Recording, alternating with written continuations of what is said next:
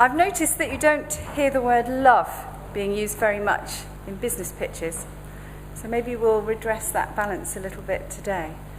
My name's Janine Charles, and I'm the founding director of an organisation called Nurture and Learning, a community interest company based in Oxford, and we work with adoptive families.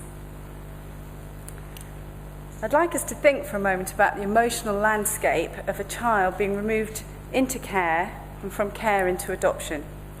For the vast majority of those children, home was an unpredictable, frightening place where the child's needs were not responded to, or where people called parents were to be feared and not trusted.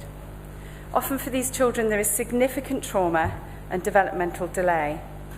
Children entering adoption with that landscape as their inner world find it very hard to adjust to a safe and loving environment.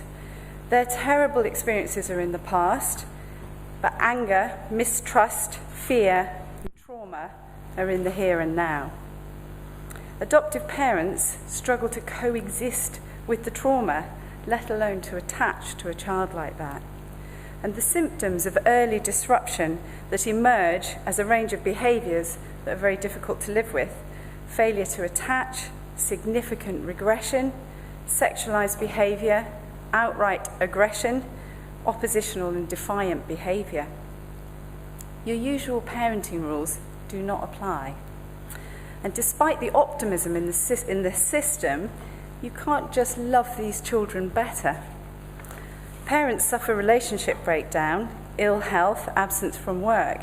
Children fail to thrive at home or in school. Long-term education and mental health outcomes are very poor. Families break down, and in the worst cases, children get returned to care. Schools struggle to know how to teach children who are vacant, hurt other children in school, or just too scared to sit still. Love alone cannot heal those wounds.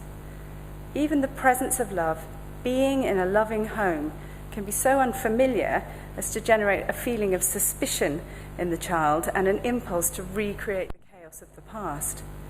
And time is not the great healer it's claimed to be, because often, over time, greater difficulties surface. Exhausted parents experience secondary trauma or the re-triggering of their own childhood experiences, and it's not long before everyone in the family is struggling to remember what love means. To heal these wounds, the new family has to be able to acknowledge the pain of the past, both the child's and their own, and be brave enough to allow it to surface, be skilled enough to manage that trauma, and to survive it intact themselves. My project arose from my own insights into the life of an adopter and the adopted child. That's my one there on your left. And Nurture and Learning have created and tested a range of interventions and support for adoptive families. Our programme is carefully designed to help children access the present, integrate their past, and prepare for the future.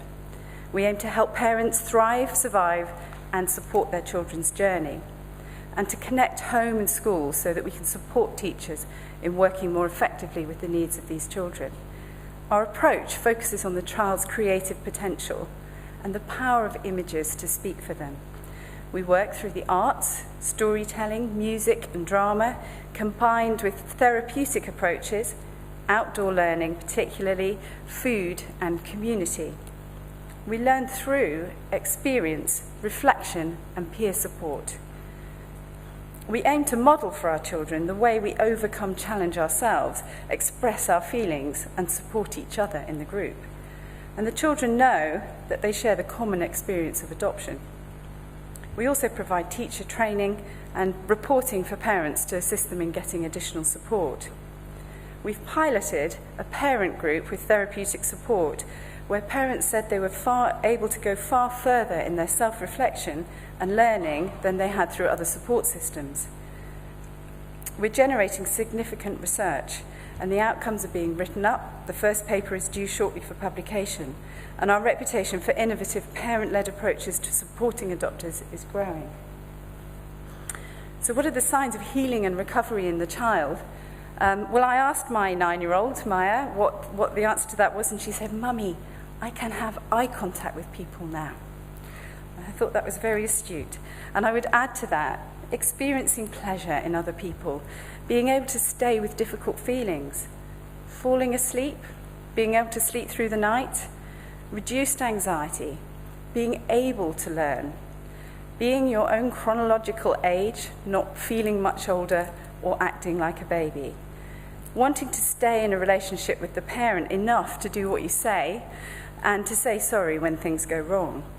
And in parents healing, we're looking for positive relationship experiences with the child, taking pleasure in being together, reduced stress, and increased ability to cope with difficult behaviour, understanding of their child, and more awareness of their own story and the impact that has on the relationship.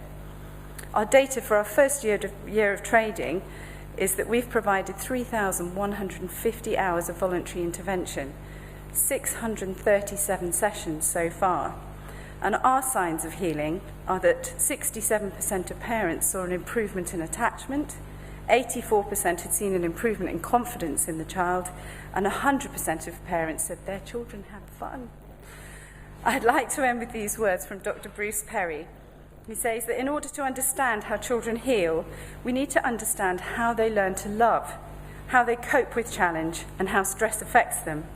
By recognising the destructive impact that violence and threat can have on the capacity to love and work, we can come to better understand ourselves and to nurture the people in our lives, especially the children.